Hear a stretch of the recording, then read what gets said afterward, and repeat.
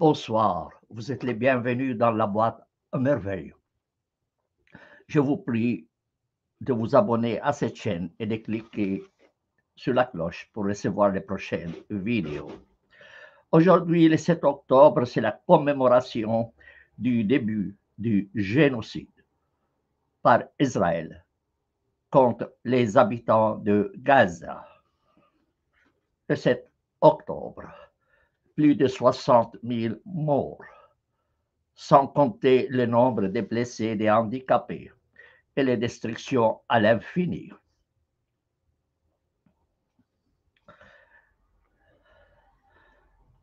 La question qui se pose aujourd'hui est la suivante. Dans quelle mesure ce qui s'est passé le 7 octobre n'était pas orchestré par Israël? C'est la question que je me pose et je voudrais la poser avec vous, avec insistance. Une chose est certaine, Hamas est un mouvement terroriste, islamiste, mais c'est Israël qui a permis la présence de Hamas à Gaza. C'est Israël qui a financé Hamas avec l'argent qatari. Et c'est Israël qui a armé Hamas pour tuer des soldats et des membres de l'armée de l'OLP de Yasser Arafat et les a jetés des toits des maisons. Personne ne peut me convaincre que ce qui s'est passé le 7 octobre était quelque chose d'imprévu. Israël s'est préparé depuis longtemps pour cet événement. La preuve, Israël a laissé faire. Il n'est intervenu que tardivement, après que Hamas ait forcé la frontière. Or, la frontière entre Gaza et Israël, c'est la frontière la plus sécurisée au monde. Personne ne peut me convaincre qu'Israël ne savait pas ce qui s'est passé le 7 octobre. Pourquoi Israël a réagi si tardivement? Pourquoi? Est-ce que c'est voulu? La réponse pour moi est certaine. La réponse est certaine. Il ne fait aucun doute qu'Israël s'est préparé pour le 7 octobre. D'ailleurs, Netanyahou, quelques jours avant l'invasion, allait à la télévision israélienne et parlait de l'extermination d'Amalek en désignant les Palestiniens.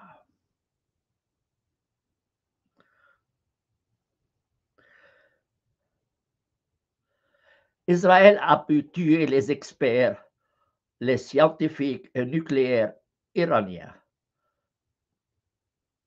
en Iran. Et ces espions ont infiltré même le clergé iranien. Pouvez-vous me convaincre qu'Israël ne savait pas ce qui se préparait à Gaza, à quelques kilomètres ou à quelques mètres de sa frontière? L'Iran, c'est plus que 1000 kilomètres. Et il a pu infiltrer le clergé iranien. Donc, pour moi, il est certain qu'Israël savait très bien ce qui se tramait à Gaza.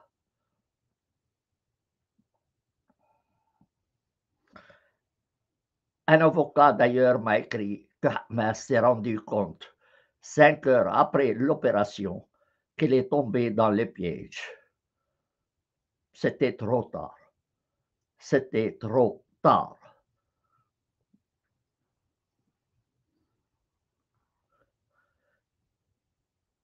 Tout ce que raconte la presse occidentale, tout ce que raconte le gouvernement israélien, tout ce que racontent les politiciens occidentaux est du pur mensonge.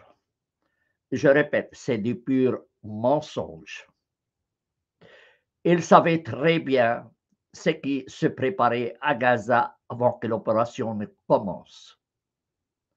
Et ils continuent jour après jour à répéter les mêmes mensonges d'Israël, jour après jour. Et jusqu'à aujourd'hui, Israël refuse catégoriquement de nommer une commission d'enquête indépendante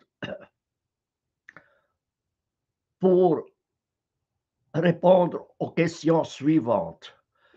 Qui a permis la présence de Hamas à Gaza? Qui a financé Hamas? Qui a armé Hamas? Est-ce qu'Israël ne savait pas ce qui s'est préparé le 7 octobre? Et si oui, quelle est sa responsabilité dans les crimes commis par Hamas? Pour moi, ce que dit le criminel Trump ou les politiciens criminels allemands, ce sont des purs mensonges. Ils le savaient très bien ce qui se tramait à Gaza et l'ont voulu. Et ils continuent aujourd'hui à répéter les mêmes mensonges d'Israël. Personnellement, je compatis avec tous ceux qui souffrent dans la région, quelle que soit leur religion. Personne de nous n'a choisi sa religion, ni son nom, ni sa famille.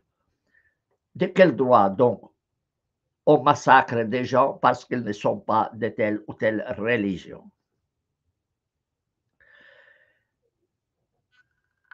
La presse occidentale et les politiciens occidentaux et la presse israélienne et tous ceux qui ont un minimum de conscience en Israël et parmi les Juifs doivent exiger immédiatement l'ouverture d'une enquête honnête pour savoir ce qui s'est passé réellement le 7 octobre.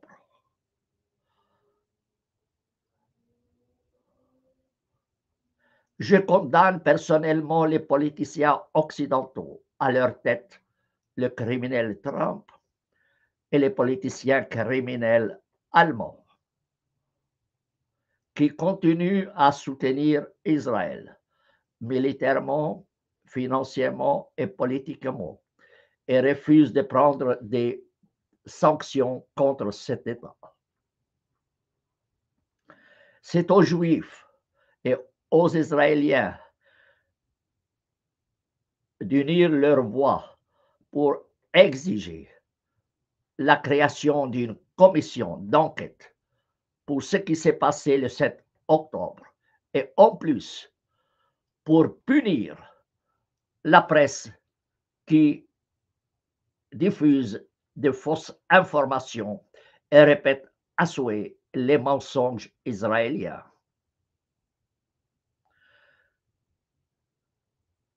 Je compatis avec les familles israéliennes dont des membres de famille se trouvent dans les mains de Hamas.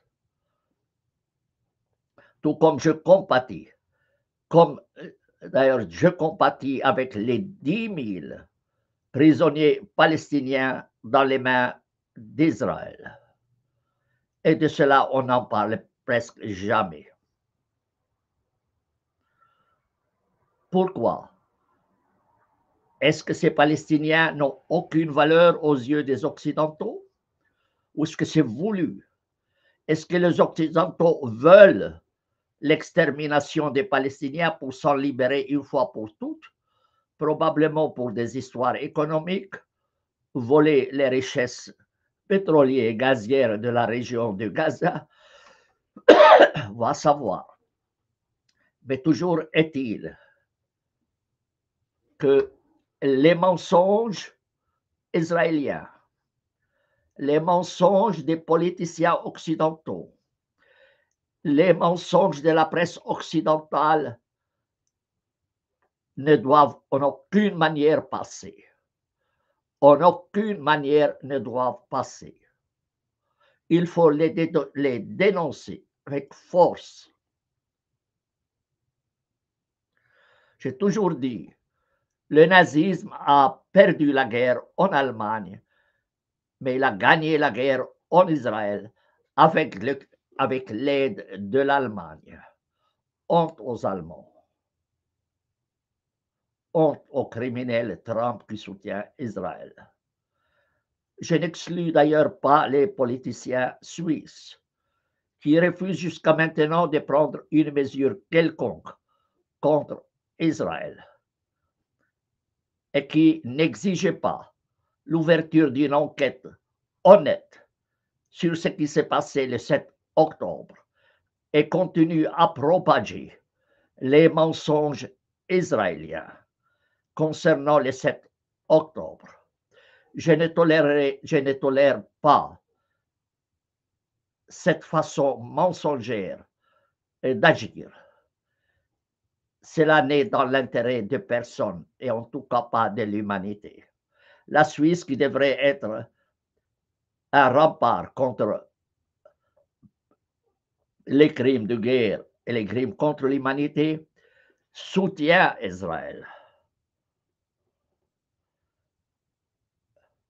L'Allemagne, qui a commis les crimes contre les Juifs, aujourd'hui soutient Israël. Et Trump, le criminel Trump, qui prétend avoir le droit à un prix Nobel de la paix, soutient les crimes d'Israël. Il se moque de l'humanité.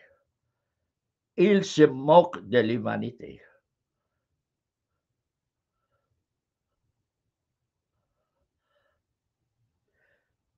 Je ne vais pas trop prolonger cette émission. Et je répète mes exigences. J'exige une enquête honnête sur les questions suivantes. Qui a permis l'existence de Hamas à Gaza? Qui a financé Hamas? Qui a armé Hamas? Est-ce qu'Israël ne savait pas ce qui s'est tramé à Gaza avant le 7 octobre? Pourquoi l'armée israélienne n'est pas intervenue pour arrêter les crimes de Hamas? Hamas, avec sa stupidité, est tombé dans le piège et le résultat, 60 000, au moins 60 000 tués, exterminés par Israël. Aujourd'hui, Israël commémore le 7 octobre à cause de quelques juifs qui ont été kidnappés par Hamas. Et j'ai compati avec eux. Mais ils oublient qu'Israël a exterminé 60 000 Palestiniens. Le professeur Israël Shaak dit, le commandement qui dit « tu ne tueras point » ne s'applique pas à l'égard des non-juifs. Il signifie « tu ne tueras pas un juif », mais tu peux tuer un non-juif. D'ailleurs, un rabbin juif le dit clairement dans une vidéo. La Bible nous commande d'exterminer les enfants d'Amalek. Et ça, c'est ce que fait Israël quotidiennement. Quand est-ce que ces crimes vont s'arrêter? Très simple. Lorsque l'humanité exige la vérité et cesse de mentir. Ces crimes vont cesser lorsque le monde refusera les mensonges et exigera la vérité sur ce qui s'est passé le 7 octobre. Je ne vais pas trop prolonger cette émission. Je crois avoir tout dit. Je répète, je compatis avec tous ceux qui souffrent dans cette région. Je suis contre Hamas et contre Israël.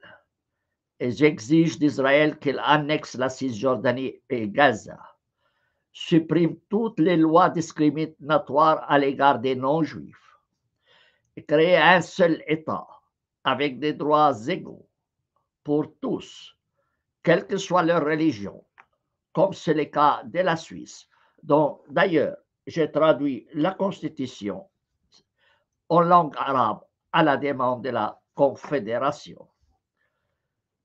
Sur ce, je termine cette émission en commémoration du 7 octobre, le macabre 7 octobre, bâti sur le mensonge. Bâti sur le mensonge. Mensonge répété par les autorités israéliennes, mensonge répété par les politiciens occidentaux, mensonge répété par la presse occidentale, que je condamne vivement. Sur ce, je termine cette émission et je vous donne rendez-vous à une